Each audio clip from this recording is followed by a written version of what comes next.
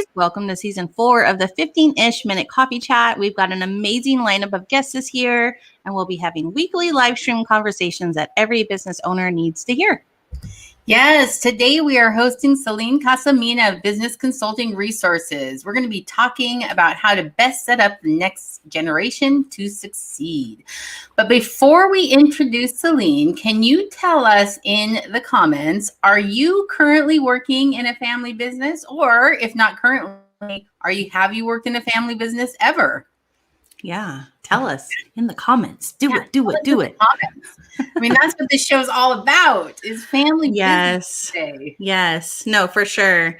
I'm excited for today's guest. One, because she comes and hails from my home in Hawaii on Oahu, and I'm so excited.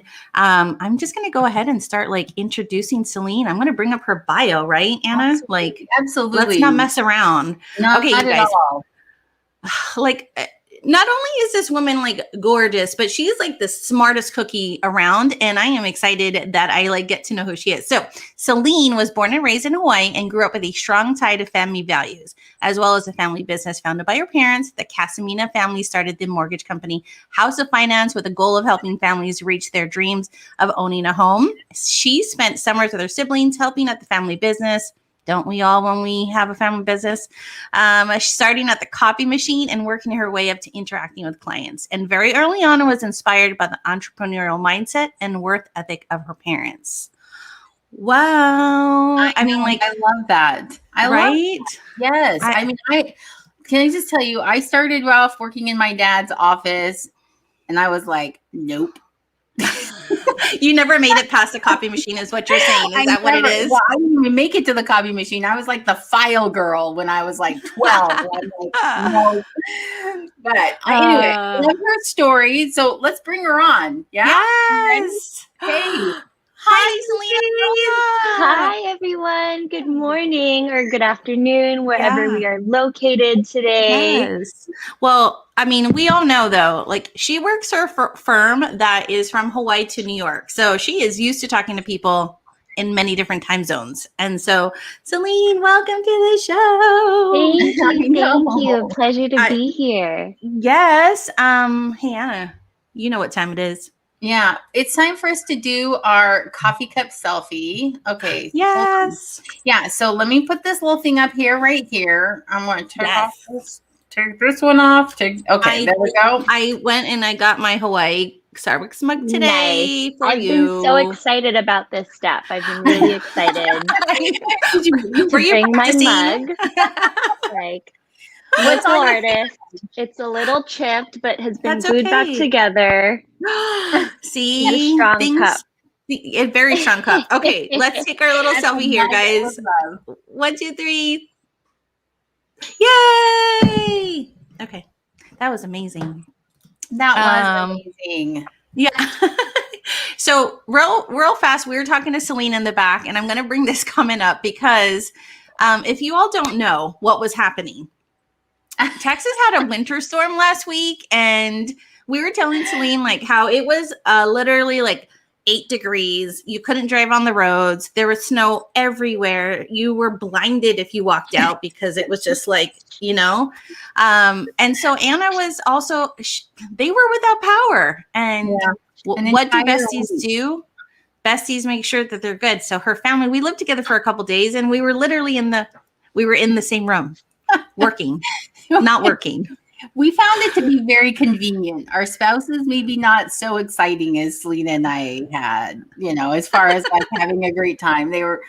But I'm just going to say the Larson family, my family, so appreciated it. When the temperature inside our house was dipping into the freezing zone of below 40 degrees, I was like, we're out of here. I can't do this anymore. We have no more blankets to put on top. So yeah, crazy Texas weather, but now it's a sunny 68 degrees outside, and it's gorgeous, and all the snow's melted, and it's like nothing even happened. Yeah. So, and when Celine popped on, the first thing Anna had said was, "You got a nice little glow tan on you," and she's feeling very blessed. to be in Hawaii this week. That, I mean, not the best circumstances, but you guys were under the same roof for the first time in probably a long time. So just happy to hear you guys are safe and now warming up. Yeah, thanks, Celine. Sure. Yeah, thank you. Can I just say this before we get into the first question is I am so highly impressed and inspired by Celine. You know, she is actually one of our clients, and I'm not saying this because she's a client, but just like, you know, when you can go into a space with other individuals and you just leave going, wow, like this woman is like gonna go places because she is so smart. She is so driven. She like, I don't know, there's all these things, but I just want to make sure I say that, Celine, because you truly are like, I want to be like you. I say this to a lot of, you know, like really empowering females, but I really want to be like you when I grow up. I want my daughter to be like you when she grows up. Oh my goodness. No pressure on today's show. Wow, we talk about you all the time, and every time it's the same. We're both of us just so impressed with you. Just well spoken. So we're excited for our guests, our viewers, to hear what you have to say today, because you're so good at what you do, and it shows. Yeah. So I'm so excited to chat with you guys, and the feeling is very much so reciprocated, guys. I love chatting with you. Every time we jump off of a call, I'm like, yes, we're ready to do it. Onward. Oh my gosh. Okay. I'm going to shift some of our phases around because we're going to bring up, let's see here. Let's see if I do this right. Question of the day. Yes. So, all right. We have a question for you. Okay. This is just kind of a starter question that's given to us by our mental health barista, Lauren Brune. And it's one of those that's just supposed to start the conversation and evoke some kind of deeper inner thinking. And our question for you today is, what has influenced your ideas about success? Wow, that's a great question. And I think it's matched up really perfectly with the fact that our topic today is around family business. I think one of the most enlightening things that I've learned as it relates to success in your personal journey is that the voice you have to listen to the most is your own. I think for the most part, as it comes to happiness, people are comfortable with the idea that that has to be defined from within, right? That you define your own idea of happiness and what that means to you. With success, however, I don't think that's the case. You know, is it the big white house on the hill with the white picket fence, you know, the family with 2 kids, the top role in your company? Is that still, you know, the model idea of success? And is there only one type of person or model that can fit that? I don't think so. And I think I've seen time and time again, especially with the clients I work with, you know, being in family business, that you really have to define your own version of success. And that in itself is going to take you down your own path to get there. Especially as it relates to family business, you see this a lot with different generations coming into the leadership. Kids struggling with this idea of having to fill their parents' shoes and having to follow the exact same path or meet the same metrics. And it's just, you know, it's not the case that the definition of success fits for everyone. And so to this answer, I have to say I've really looked inward, right? It's what do I want success to look like for myself? And that may look very different from my parents. It may look very different from my siblings. That being said, growing up around a family business and having a really close family unit, my parents have always been an inspiration to me. I've seen how hard that they've worked. So it's not just about the end goal. I think it's really about the process and what you do with it. My parents used their success not only to support their family, but to support their communities. And that's always been something that's very important to me. So yeah, my short answer is really looking in and talking with yourself about what's important to you, what your values are, what your ideal is. I love that. So here's one of the things I love most about what you said is that it's not just about the end goal, but the process and the journey along the way. And I loved that because then you brought in how your family supports their family first, but also the community. And so you see like this, it's like that ripple effect, right? So it just starts to spread.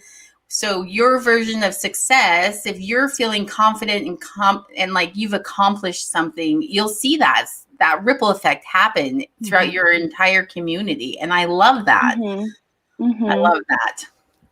I mean, my favorite was, when you've said, define what success is for yourself. Like, you know what I mean? Like my idea of success is different from Anna's, and just remembering that. So that way there's no, like, sometimes people don't realize, and they set like those goals, like, well, Anna set these goals, I'm going to set the same goals. And then that happiness is not in there, or the joy that you get from what you're wanting to succeed in. And then it goes to the mental health. You're not in the happy place, right? Of doing what you want to do.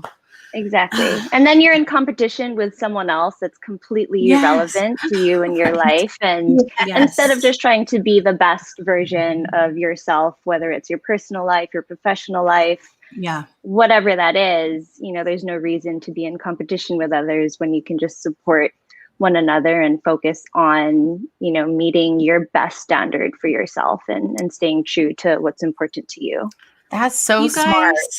Right? You see why I say Selena is like this, like, and she's younger. I want to be her age too, but that, just saying. I think entrepreneurs fall into that hole so easily because we see somebody else doing something similar to us and think, they've got so many more clients, or they've got so many more connections, or they're making so much more money than I am. Why am I not successful like them? And so I really love that idea of really sitting back and saying, wait, what does success at my stage look like right now? It's not that. That's my future, maybe. Let's take it back a step and say, where am I currently at now? I love that. That is so totally. It's very thought-provoking for me today, Yeah. Good. I hope everyone takes a second to think about, what they want their week to look like, what they want their next year to look like, and really hone in on that, right? What is true to you? And I know that's way easier said than done, right? Like, oh, don't look at the person next to me, or don't feel but insecure I think sometimes. It's important to set that, I think if you manifest it, and, Anna and I did this manifesting thing show a couple of months ago where if you manifest something, if you say it out loud in the universe, then you know what I mean? Yeah, at least you're setting the mindset to be like going down this path. So do what Celine says, everybody, just say it out loud and help manifest that. So well, and the other key, I think, is she said, what is your success going to look like today, this week, this month? Like, it's baby steps, it's not like my success is, like you said, the big mansion on the hill and millions of dollars. No, today's success for me today is I got dressed, man. It has been a week. I am here. Some days that's what it has to be, right? Some days that is what you have to be proud of yourself for, and that's absolutely okay. And I think we have to celebrate the small wins. I think we have to recognize that in most cases, you're not going to see this exponential change where you're like, okay, today I'm here, tomorrow I am going to be that billionaire who had everything I dreamed of overnight. It's a process. Like I said, it really is about the process and about being mindful. And like you said, Selena, putting it out there into the universe. I think that has meaning because it's about doing things with intention, right? You're very intentional about knowing what you want and taking the steps to get there. So, Again, I can only say so many times why I like really truly do like being in Celine's space. And I can only imagine that her clients in Hawaii, well, wherever they are, because they can be from wherever, this is kind of like they have the right person on their team. That's all I'm going to say. Oh. Yeah. So, okay. So we're going to move into the next stage because, what we love to do this season is we started to ask our guests, like, what is your favorite toolkit that you love to use? And Celine had gave us a couple, and we decided this was going to be our toolkit that we're going to talk about today is email. And I know you're going to be like, what do you mean email? Like, yeah, super I creative, email. Celine. Right. Like, but I think here's what I think a lot of people don't realize is, yes, one, make sure you have a line of communication that people can like connect with you to, and that is email. Anybody can email anybody anywhere. If you're using just only Facebook Messenger or Instagram DM, only people on those platforms can message you. So email is a universal way to kind of create that line of communication.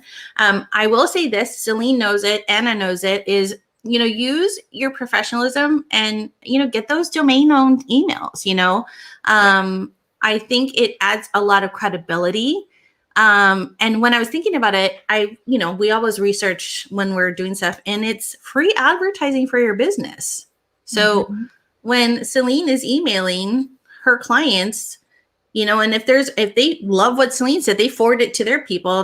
Those people are like, oh, well, everybody always looks at the end part of the at, right? Like, and then they say, okay, I'm going to go check out the website.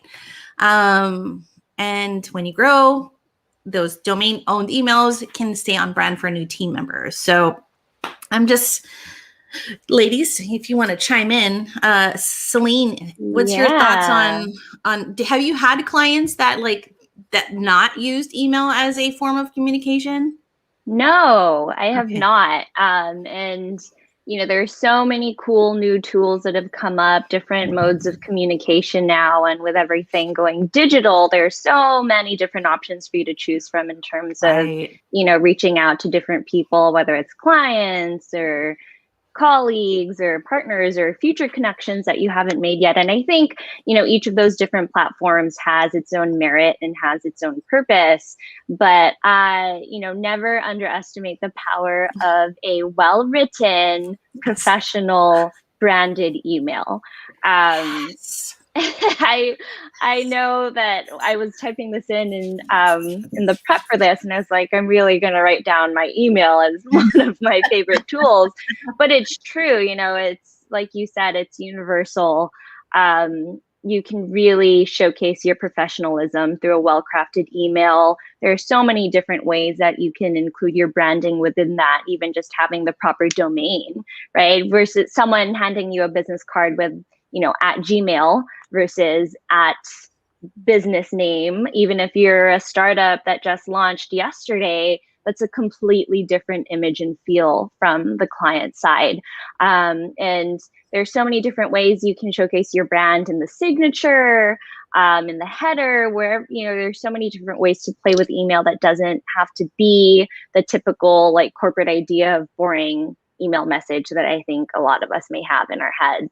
Shout out to Anna and Selena, my company, BCR, or the company I'm a consultant with. We are celebrating our 40th anniversary this year, which is huge. Yay! As of actually February this year is our 40th anniversary. And with that, we did a completely rebranded new website. So we updated all of our email signatures. We're planning on putting a 40th anniversary seal in our email so that anyone who opens up a message from any of us will see right away, wow, they've been in business for 40 years. That's a huge celebration, huge accomplishment. And, with email, you can literally reach out to a new connection and it won't be weird or off-putting. And obviously, it's a wonderful way to communicate with anyone, your partners, clients, colleagues, friends. It's just such a solid tool. So I know that we have all of these great new platforms and tools to use, but never underestimate the power of a well-written, nicely branded email. Yes. It's also a great way to just keep a record of things that have happened. I mean, it's like a must after a conversation, you send the recap, right?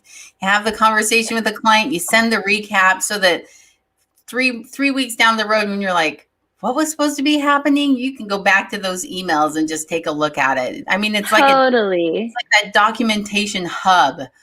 Yeah, I'm a huge fan. The number of times I've searched my inbox, I'm like, oh my gosh, what was that person's name that I met at that conference 2 years ago?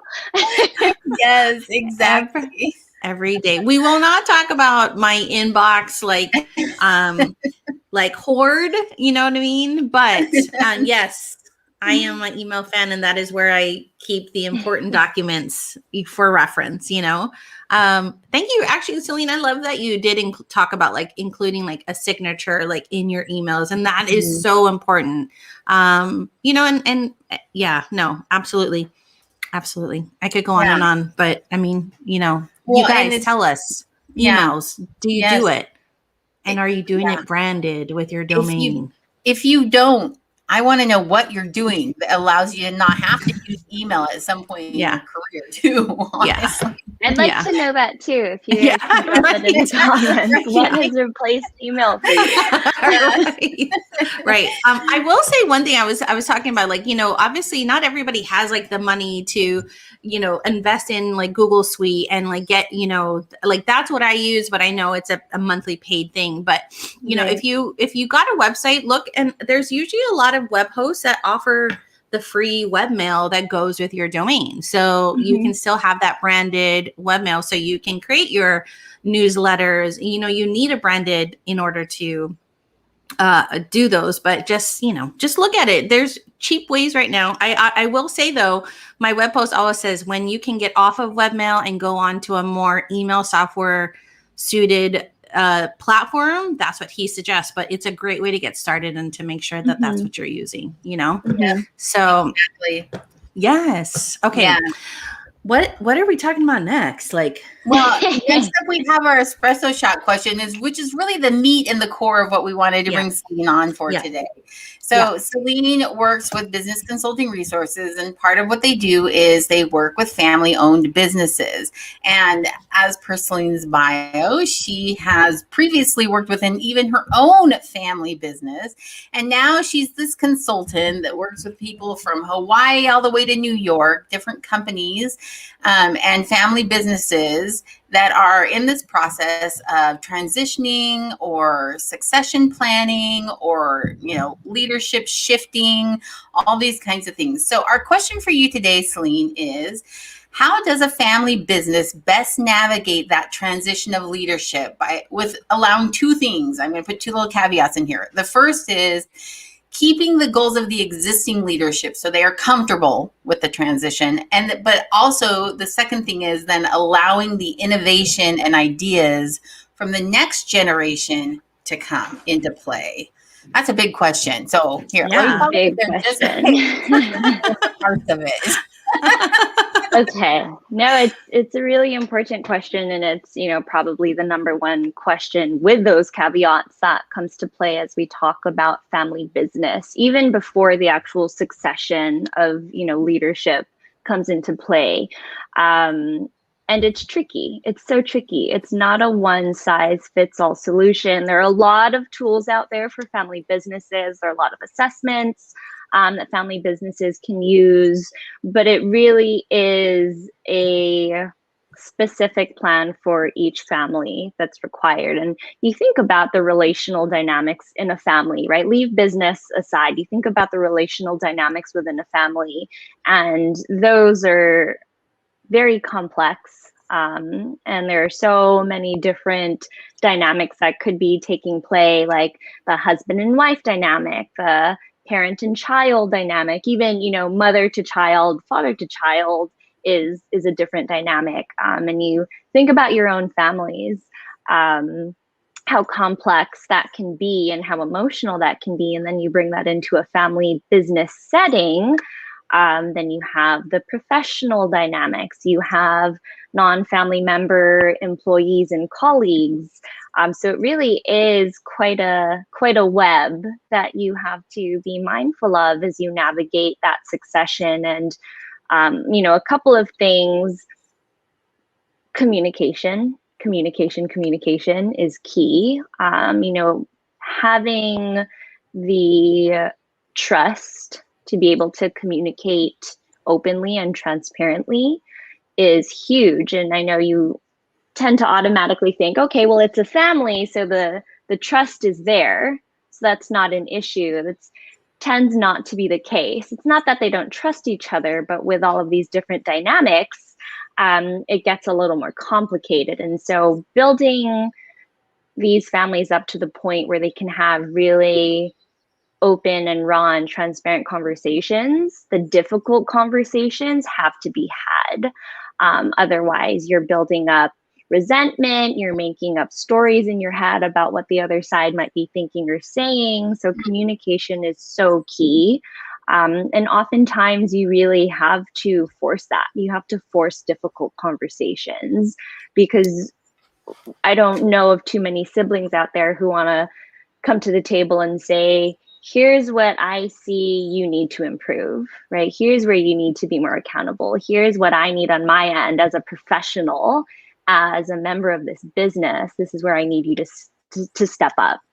And it's never too early to start working on this. So, ownership and actual title changes, that's all something that can come down the line, but it's never too early to start on working on the family business dynamics. We see this quite a bit in our line of work, where a family will come to us when mom and dad are ready to exit the company, and they're like, all right, we just want this done. We want this done and taken care of. And we're like, okay, well, we probably should have started the process 3 years ago. So it is something that takes time. It's not something that happens overnight. There's a lot that has to be developed, just like in any other business, right? The leadership doesn't just step in and boom, bam, we're done, we're clear. So it takes a lot of time for the current generation to have the confidence in the generation coming in. And it takes time for that generation coming in to feel like they have the support and the power to start stepping into those roles. So that's really key, is that you have to take the right amount of time to do this. It's not something you can rush, and you have to communicate. Most often we see, two different sides looking at the same situation in a completely different light, right? They may have very different behavioral styles. They may have very different leadership styles, which is all great, but it can be difficult if you're not talking the same language. And so we see this a lot, right? They're just missing each other. And so setting up that platform where they can speak to each other and actually understand, okay, I'm hearing this, you're saying this, how do we meet here? How do we start having these conversations where we can understand each other and recognize that we are different, we have different skill sets, but that's okay, that we don't have to be the exact same person to be valuable to this company. So communication and time is really key in a transition. I want to be mindful if we have any comments. Okay, I just see the comments popping up, and I want to make sure I'm getting anyone's specific questions. Yeah, it's tricky stuff. It really is. And we do, at BCR, we focus on, individual development. So we'll look at developing, not just professionally, but overall, right? Developing this person as a whole to see, one, is this something they really want to do? Does working in the family business really fulfill their passions and goals?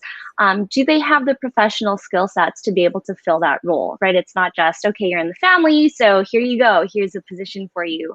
So it takes a lot of work from all angles to make sure that this is the right fit. And we also have to keep in mind, just because you are the heir apparent doesn't mean you're going to fill the same role that maybe your mom did or your dad did. There may be a completely different role for you within the company. And that's totally okay. And that goes back to our opening question, right? Is what does success look like? Honoring each family member's unique skill set and style is important, instead of fitting everyone or trying to squeeze them into a mold that doesn't work for them. So it takes a lot of work to understand on an individual level, where do you see your best fit? Where can we develop you? What are your growth goals, and how do we get to that? How do we get to that end goal, right? What's our path for you as an individual? Then you look at the family unit, right?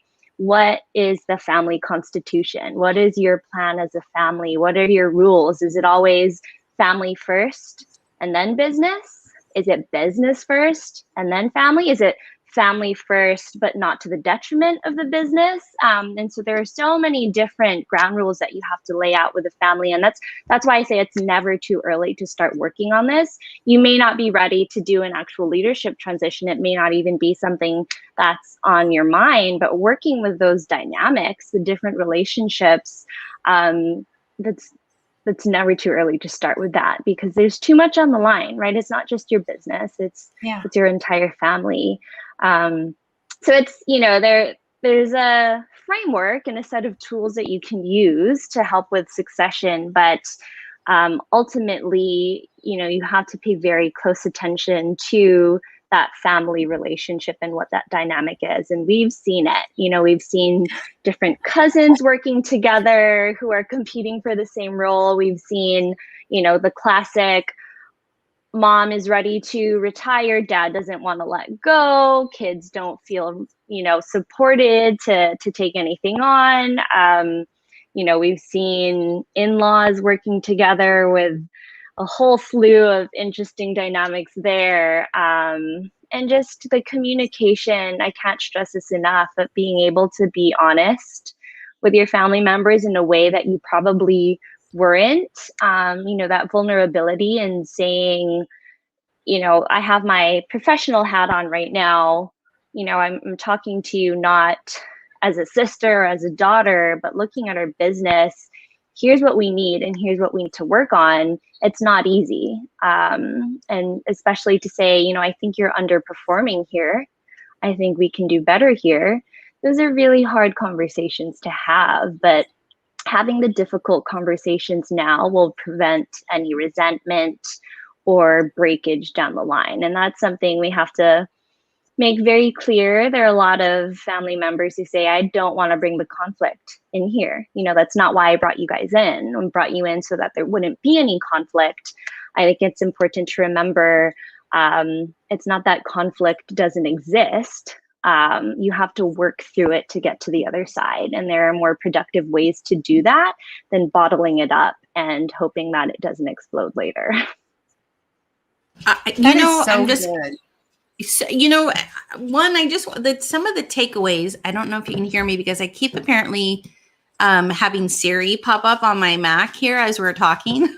I can hear you. But Anna, it's like in anything but set your framework up and the communication is so key to really having a successful succession, right? Like, and really laying that groundwork for, hey, this is where I see you taking over. So they know clearly what's, the expectation is, and it doesn't meet their expectation. And if not, it opens that door to be able to communicate with each other. Because you're right. It's not just like, hey kid, number one, you're going to work with me when you're 18. You know what I mean? It can't, it's not like that. And there is so much to think about when you do have this. And I immediately think of one of my other clients. They're actually a father and son. I literally want to leave this and go and say to them, hey, let's talk about this. How has that been for you guys? How do you, and that dynamic. And just when you even said how do you prioritize and put do you put the business before the family? Is there, there's this, or is it the family before the, I don't know. There's so much. There's so much. And you really have to look at it from a holistic perspective, right? You can work on things in pieces as you start to zoom in and, focus on different areas. But when you work with the family business and you're looking at the succession, you really have to look at all of the aspects involved, right? You have to look at everyone, including the members of the business who aren't in the family. And it gets more complicated as, there are more generations involved, or there are more family members involved, different owners, right? You can have non-active, family members who own pieces of the company, but don't actually actively work in the company. So, the more layers that there are in there, the more complex they become. But you really have to think about all of those layers in order to have a successful transition. This is something that we actually were talking about internally. So the team at BCR, we have a fantastic team at BCR who works with family businesses. All of us have come from family businesses. our team has spent so many years working with different family businesses. You name it, the dynamic, we've probably seen it. There's so often in family business succession planning a focus on the next generation. So it's always, okay, what does the next gen need to develop? What skill sets do they need to build? How do they start doing business development? What do we need to train them on? Where are they, lacking? What are some of their weaknesses? It's always a focus on the next gen, right? So the next generation coming in. What we've noticed in our company, and we really try to work on very diligently, because it's just as important, is the generation going out. So one, how do we ensure that they have the confidence to hand over the reins to, people in their eyes they've seen as their little babies, right? You're a parent, you're always gonna look at your child not just as the individual they are, but as your child. That's part of the relational dynamic that simply exists because of that relationship. What do we need to do for the current generation or the generation that's exiting to make them feel confident? The first caveat of your question, Anna, was, keeping the goals of the existing leadership and keeping what they have in mind part of the process. So often we're just looking at the next gen and saying, what do you need to work on? Equally so, you have to be mindful of that current gen. And you think about, this is the business that they've built up, that they've spent their entire lives growing and building. What's next? That's part of their identity as a family business, as either the founders or, the leadership who's been in charge for decades. What's next? What is your evolving purpose? What's the next step in your process? So just as much as we have to help the next generation grab holds of, the company and start to take a more active leadership, we have to help that current generation have the confidence to allow that to happen, and also give them the tools that they need to let go, if you will. And so it really is a holistic perspective that you have to take when you're working with family businesses. When you very first were talking, and then you literally just followed up kind of my favorite point of what you were saying today. Like in my head, I was thinking, what would it be like? I mean, my dad saw me, and my mom, they saw me in my teenage years, that was not pretty. That was not always wonderful. That was not always confidence building, where they're like, yes, we want to just hand this over to you. So I did love that you said that older generation needs to find the confidence, and the younger generation has to feel that support from those parents. And that connection is what's going to create the successful transition. If they're both feeling that, then that's when the good transition, the positive transition can happen. But you brought in so many different pieces and twists and turns that I hadn't even considered as part of being something you would have to think about in a family business. So I'm just going to say to anybody out there listening, if you are in a family business and you are getting ready for this process, Celine is at www.businessconsultingresources.com. And I highly recommend finding a consultant like Celine that can walk you through those steps. Holy cow, I can't even imagine as a part of that family trying to navigate that without an outside independent source of wisdom and knowledge and when tempers get hot, or when people are apathetic, to be able to say, hey, if this isn't really what you want, speak up now, because, it's a big deal. A third-party perspective. A third-party perspective is so incredibly helpful and important, not just in family business and all of the consulting we do. Having an outside perspective is really helpful. Having an unbiased perspective in family business succession is huge. Part of what we do is just facilitating meetings. I mentioned, communication around the difficult subjects, and part of what we do is simply mediating these meetings where family members come together and have to be very vulnerable and transparent and having that outside perspective that can kind of pull everyone back up, right? We're here, okay, now we're talking like CEO to GM, but sometimes we're talking like, you know, mother and daughter and cousin and in-law. And it gets jumbled up and it gets emotional, and it's sometimes hard to see, you know, the forest from the trees. And so we are able to come in and have that outside perspective and say, you know, you're saying all of this, but what I'm really hearing, what keeps bubbling back up is that, you know, you have an issue with this person that is actually completely separate from this business issue that you keep bringing up. And so it's so crucial to have a third party perspective. Obviously, when you're having conversations with family members that can get really sticky, it is obviously helpful to have someone who's not part of the family, who knows your family well, that you can trust, that can help you guys bridge that gap in the communication and the perspective. Literally, Celine, having this conversation, like Anna had just said earlier, there were so many things you had brought up that would I love my daughter to kind of take over this business I'm building? Yes. But what does that look like?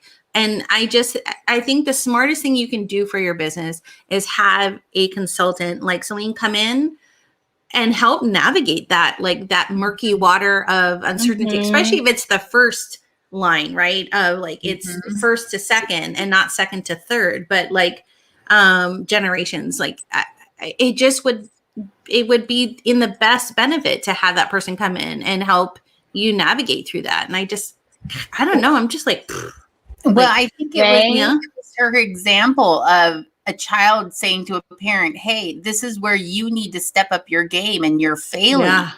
That's a hard conversation to have with a parent or an aunt or an uncle or a grandparent or whoever it is that's been a person of importance and authority in your life for so long, and to be able to be like, listen, you're just not cutting it right now. And this is how things need to change. So and then go home and have Christmas dinner with them. You know what I mean? Right. And that's a rule we see a lot in like family constitutions, is no business talk at, you know, holidays. No business talk at the dinner table. But it's, you know, it's very nuanced and very complicated, and there's so many layers, like you guys said, right? It's what's in the best interest of the family overall, what's in the best interest of the individuals, what's in the best interest of the business, right? At the end of this, we can't forget that you also have to look at the actual financial feasibility and the business health from a purely business perspective. And once again, murky waters, right? Murky waters there. So. Oh my gosh. Okay. We could talk about this.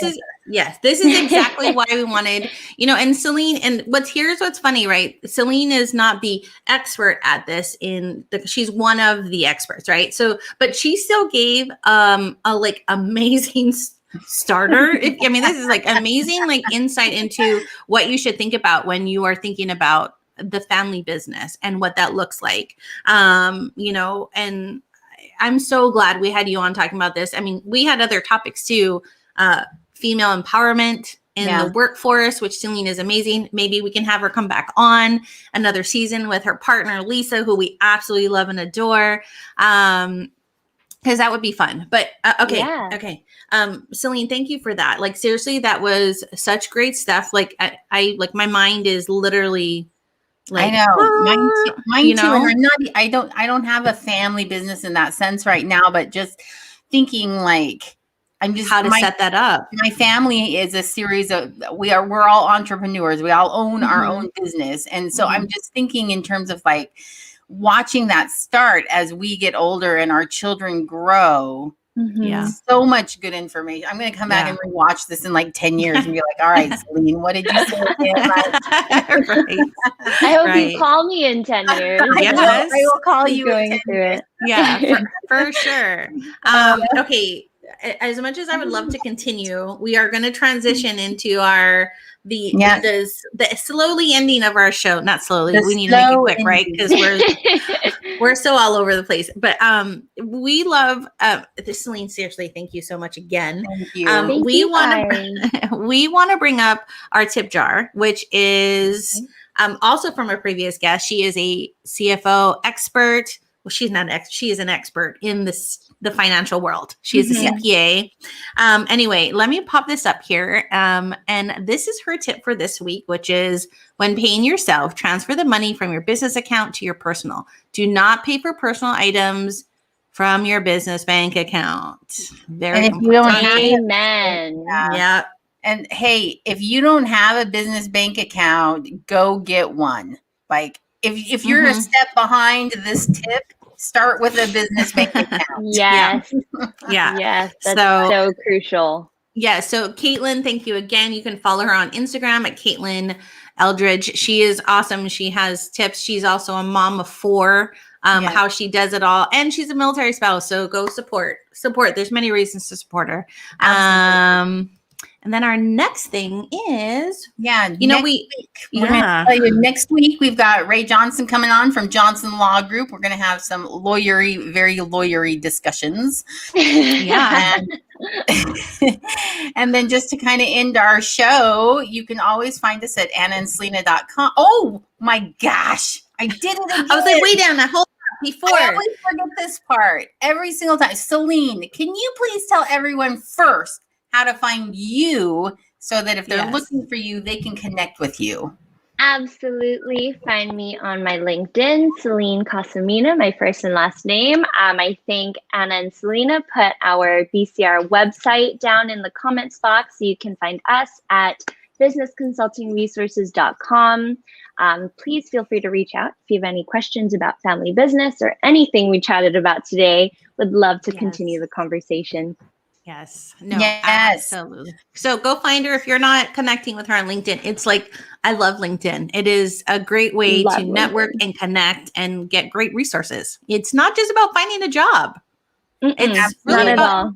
It's a new way to network, especially in this I love crazy LinkedIn. world. So so I apologize. Now I'm gonna move forward again. Just kind of rewind. Right.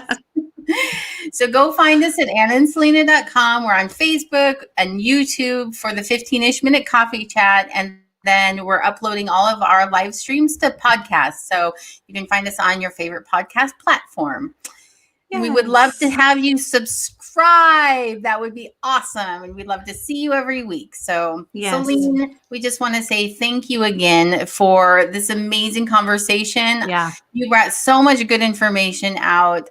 This is something that I think, people don't really stop to think about until maybe it's almost too late. And so I love that we have this conversation today, and I think it's going to be super helpful for a lot of our listeners out there. For sure. Awesome. All right. Always a pleasure chatting with you guys. Thank you, everyone. Thanks, guys. Thanks. Bye, guys. See you next week.